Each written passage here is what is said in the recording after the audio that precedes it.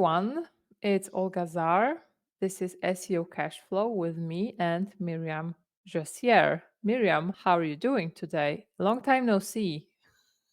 Oh, it's been a minute, and a lot of things have been going on, not just in my life, not just in the industry. Everything is moving rather fast. So it's things have been changing. There's been quite a few new challenges, some old ones, and that's why we're meeting up, you and I, to talk about one very interesting topic. I'll let you introduce it. Okay, so the topic is, let's say a company reaches out to me and they need help from me, SEO help, SEO consulting help. They reach out to me, they tell me, Olga, we need your help. Do you have time? And I say, yes, I do have time. I can help you. And then they reply saying, okay, so before we work with you, we want you to go through this evaluation test. We want you to do this intelligence test, this cognitive behavior test, and all of those other tests so that we are sure that you are actually the right person to do the job. And the question is, should I do that or should I, what's going on? Or should I You're not do it? celebrating. And I have prepared like three scenarios: yes, yes, but, and no. And who's going to start the rants? Well, come on, you said rant, and here you come being prepared. Like, I have three scenarios. Yes, yes, here's a decision tree. I am just here for the rant, okay? Like when I hear stuff like this, I do not make a decision tree. I have a visceral reaction instead. Um, what I mean by this is this will happen to you at different points in your life, especially if you work in SEO, but not just. Okay? So let's take it one step back because you're coming at us with a lot of information. You're coming at us with somebody came to see you to ask you to do something to help them, and then when you say yes, they come back to you with a lot more that was not in the horizon. So on the horizon. So, has this ever happened to you? I'm very curious because I want to know like this is happening to quite a few folks in the tech industry, not the SEO industry. Has anyone ever reached out to you going, "Hey, we have this conference and we'd love to have you," and they invite you to what you think is to be a speaker, but they get back to you with a form to pitch instead. They're like, "We'd like to invite you to get in line and pitch." So Yeah, has this happened to you yeah, before? it happens. So this is a smaller, less risky start of the conversation, not quite a rant. So, how do you react? So my first reaction was like, what the fuck? Maybe, Yes. but I am like this impulsive HD type of person who like loses her very fast. So, so I would counter and say that you are the type of ADHD person that has impulsive reactions, but also you learn to be prepared and you come with a decision tree. So I'm gonna take over that impulsive part and try to explain why it feels this way. Because when you organize an event, you don't think that way. You think, I need to sell tickets, I need to get some names that are recognized, like, let me get started. I want people to feed into my process. Like, you have your process, which is people have to pitch, they have to be selected, etc. Us, on the other side, we are not burdened by your process. We don't care. We have our own processes. So we need you to fit into our model. Okay, so this is where the friction happens. And to me, being invited to show up, dressed to impress, to wait in line at a club, to have maybe the bouncer let me in, does not feel like such a VIP invitation. It feels like, hey, you know what? If I wanted to pitch, I would have already pitched.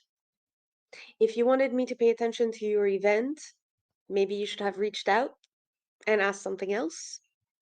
And I'm like, if you're going to do a thing socially that I think we agreed upon in interaction, and then you pull a bait and switch and you ask me something else, it's bound to create friction. That doesn't mean I will always say no. That doesn't mean I will be rude. I'm just explaining what's going on in my mind. And Olga, before we go further, I have a tip when that happens. Now I just answer, awesome. When is the event? Who are you targeting? And I'll make sure to give you a shout out on social media when you need to sell some tickets.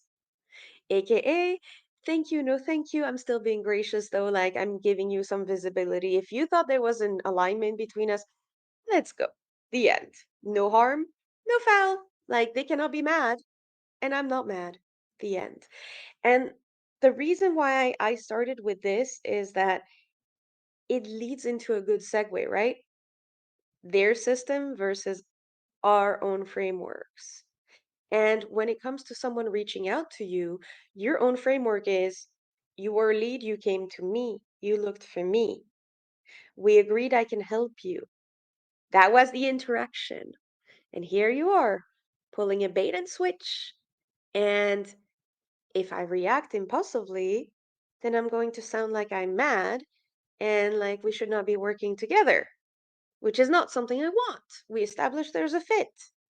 But if I tell you yes, this has a lot of implications for me. It has implications regarding my comfort, my time, because it's costing me money to do these things.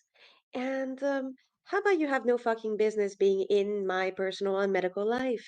I don't want to give you this information. And it's so out of left field that I don't even know where you have gone to ask me this. Like, what is your reality?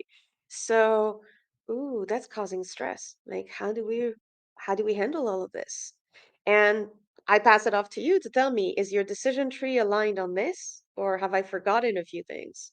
Yeah, it is. It is. So my first reaction was, like I said, and then I sat down, kind of thought about it, and decided that, okay, in that case, I will be honest. I will simply say, okay, I understand. This is your process. I'm not going to do this because I don't have time for that. And this is not something I do. I do SEO. I don't do tests like that. If I wanted to do them, then I would apply for a job which requires that, because a lot of, from what I learned, a lot of positions require this kind of testing. So this is more like this employee type of relationship, not necessarily hiring an SEO consultant. So, and being honest and not being desperate. So if they say no, I'm okay. If they say, okay, we are backing off, we kind So of cross the line, then it is okay too. And everyone is, and it is kind of a win-win. So in my current you situation, in my current circumstances, this is my answer. But I can imagine different scenarios where you could potentially say yes, or you could say yes, but, and I will explore those in a second. wait, hang on, because okay, you delivered here. We need to unfurl this, okay? So first of all, it's not just you being honest, it's you being confident and setting boundaries, going, hey, by the way, like this is my job. I'm confident in my job. This is what I do. Not only that, but how you do it, like, hey, in case you have forgotten, maybe you have the wrong mold, you have the wrong system, because I'm an SEO consultant. I am not an employee. So this is one of those things that I even forgot to talk about. Sometimes people will try to treat you like an employee when you're not, or sometimes they will try to treat you like you're a freelancer when you're an employee because it benefits them. So Exactly. you really do need to set boundaries, as you said, like politely.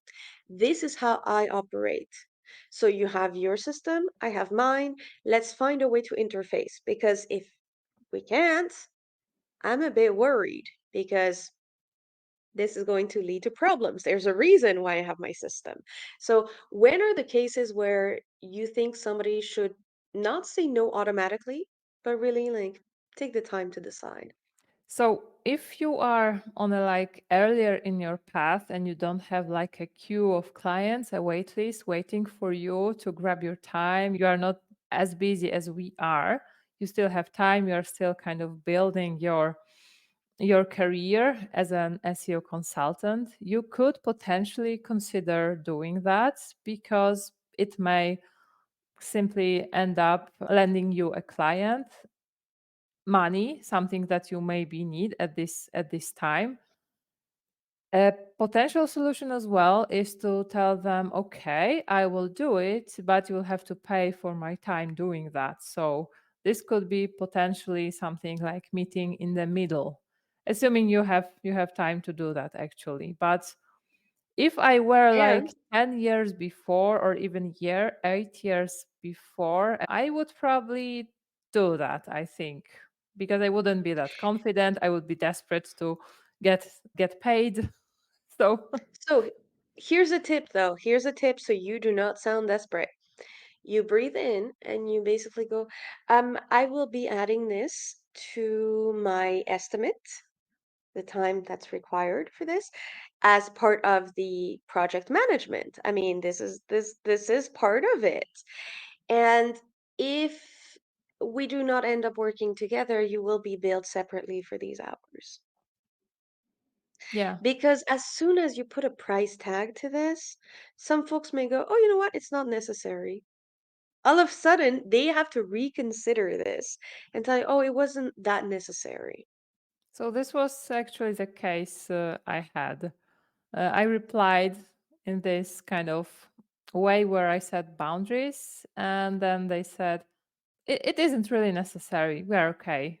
We don't have to do it. So and I am this kind of I have perfectionist tendencies. So when I started reading about those tests, it turned out that there are courses teaching you how to take those tests to kind of pass. And when I started looking at that, then oh Jesus, I would have to spend a week learning how to do those tests. And it is like totally pointless, right? And and I had someone that I knew, and I mean, I still know them. They have an agency, an SEO agency. Okay, but they also make websites and like a web agents, let's just say that. And they told me like every person I'm gonna hire will have to take a personality test. And I was like, if this was a situation, because this person was looking to hire me and that was not a fit, we became acquaintances and exchanged. And I was like, you asked me to come to then tell me it's not a consulting gig, you don't want me to train your teams, you'd like to hire me. And then you were like, hey, personality test. And I was like, I asked for nothing. Okay. And the personality test, I looked into it like you, and I was like, this is horoscopes for corporate. This is not relating. Like, if you're gonna use this test as the main cultural company fit test, I mean, it works. You're excluding me. That's good. Like, it fits, fine. But it's one of those things where you go, your test, I also question why it's there. Like it feels almost like a red flag sometimes. And I'm not saying to everyone, but as soon as I see a test, just like you, I'm like, okay, what am I supposed to pass at the end of the day? Like, Yeah. what's going on? And so we know based on our conversation, the first step of going, no, no, no, no, no, no, no, and saying politely, thank you for thinking of me. I'm going to offer you a consolation prize and leaving on good terms. Works. We know that setting boundaries, like you explained, also works. Like success. We've had success in our lives with this. Now, what are the other scenarios? So for me, I basically have like there is also a scenario where you weren't really polite and they kind of and this ended up in a not really nice way. So I actually had this type of situation recently. It is a different situation, but it kind of someone booked a discovery call with me and they just booked a call and they didn't like say anything what they want. They just gave the URL. And before the call, like 24 hours before that, I reached out to them asking, like, what do they need? Are they going to show up for the call? Because in the invitation, they didn't like say yes. I didn't receive any reply. So I canceled the call the next morning. And then I get an email with a quite a furious message like, why are you canceling our call?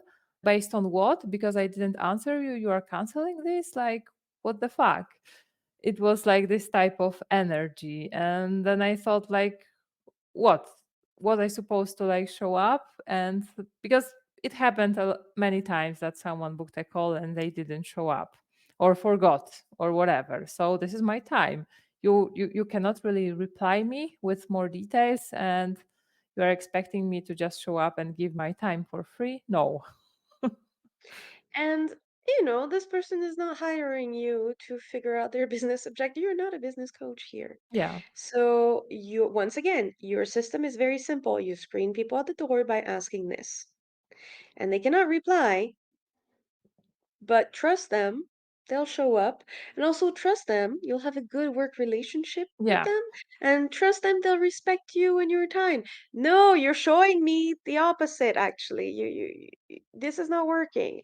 So when you have that scenario where people are aggressive and make many demands of you, just feel very comfortable saying no, even if it's uncomfortable. So this ties into, I know we've talked about this before, but you have to be comfortable being uncomfortable, but in the sense that you have to be willing to be the biggest asshole in the conversation sometimes.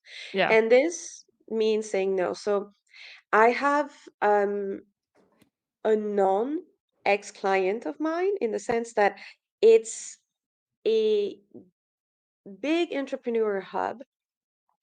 I worked with them, created classes for them, signed an agreement, got on it, we're good. Okay. Fast forward if a year or so, another part of the Entrepreneur Hub, the women's portion, asks me if they can reuse my videos and pay me for it. Okay, okay, I'm all for helping. Cool. 3 years later, I get a message saying, "Hi, we need you to retroactively sign this contract that gives us the right to translate your trainings to make them available to more people. And also, we're gonna like recut the stuff, and some of it may be public for promotional purposes. Hmm. And also, we're gonna like do this and this and this, and we basically own the video, the rights, but all the content in the video, so we can reuse it." And I was like, and I felt this energy, as you said, like frantic, but also this is the way things are, this is the process, it's normal. Like, why can't you do this? Like it's and I replied, okay, but this portion, this portion, this portion, this portion is no go. I'm a trainer, and you're basically telling me that you're going to go against the initial agreement, make this public. Not only that, but I also speak English. Why would you hire someone else to translate? AKA, Yeah. it's my voice, my image. Like, if anything, at least offer me to do it. But I know you're probably gonna ask a machine. Okay. And then I'm like, you realize that those are my courses, they're my intellectual property. I sell them to other people. I'm not giving this away to you just retroactively 4 years later. Like, this should have been discussed. Otherwise, I wouldn't have said no. And the person was like, "Well, everyone signs it, but if it's how you feel, then we're just not gonna use your courses for this." And I'm like, Perfect. "You do you." Perfect. So, is there something in the way it's written where you understand the pressure and the social, like, I need you to do this, and I will be using authority, and I will be like making it seem normal, and I will until you do what I want you to do? Yes, this happens in business all the time. I guess you could call it diplomacy. I don't particularly like when people do this. I like transparent, like let's communicate, let's keep it easy. But there's two types of scenarios when you should say no for me. So it's a subtree of yours. When people are displaying red flags all over, so being aggressive, that energy that you can't quite pinpoint it, there's a reason why you can't pinpoint it. There's a reason why you are left wondering, am I being aggressive out of nowhere? Am I being defensive out of nowhere? It's on purpose. It's to destabilize you, okay? And that's fine. That you know how to face this. But then there's the other portion, the gray area. Don't worry about it. We'll figure it out. No, no, don't Yeah. worry. I got you covered. Mm. So whenever you try to ask questions and people are like doing that or going, but I thought we already settled this, and you're like, no, we have not. You should also feel comfortable saying no because it's going to work out. The project is going to at least go well. It could also go badly, but it's going to go well for the project. It's going to go well maybe for your client. It's not going to go well for you. So you have to keep in mind that all of those gray areas are going to be outsourced onto you. That cost onto you. So tell me, are there more branches in the decision tree? I am like quite a straightforward person, so I would say just those. Yes, yes, but no, period. I think we've covered it all. Like, the one bonus I would say is if you feel that people are treating you like an employee and you're not, or vice versa, always make sure in writing to document that you are not and act like you're not. Let me explain. If you're a freelancer, you could be accused of hidden employment, and that comes with extra taxes in some countries. So, this is when your main client is basically, for all intents and purposes, treating you like an employee without the benefits. Okay. So, what does this look like? If your client is asking you to white label for them, Huh. it's not a red flag, it's not a green flag. You just have to look into it. If your system is, I work with Proton Mail or Gmail, and they're like, you cannot forward, you must go into our Outlook inbox every day, even though we hire you once a month. Um, no, you have your own processes. And if they cannot adjust because, and I quote, everyone in the company does this, that's fine. Um, what workaround will they find for you because you're not doing that? And if they're already buckling there, they're either treating you like an employee but a cheaper one, or they are going to be causing you issues for deliverables as well and expect you to pull all-nighters because that's what their employees do. So that's a little bonus I would add. Yeah, like it kind of reminded me of the situation I was in a few years ago when I was hired as an independent contractor. This was like, I would say this was a job, but the agreement says independent contractor. There Mhm. were obviously no employee benefits, but I was treated like an employee from start to finish. That's why I kind of, it didn't last for a very long time. And it kind of rings very true now as you're saying this, because I didn't really kind of connect the dots back then. All I knew is that it doesn't feel right because I don't want to be an employee and I don't want to feel like one. But now, when you said it, it kind of dawned upon me that this was the kind of misaligned situation I was in for some time. And ultimately, I think this is what SEO cash flow is all about. Like us sharing all the times that we knew it wasn't right but couldn't express it, and it like giving equipment to other people on how to handle those murky, murky waters. So yeah, it's just thinking back, I think we have way more examples that we could share just for this one episode.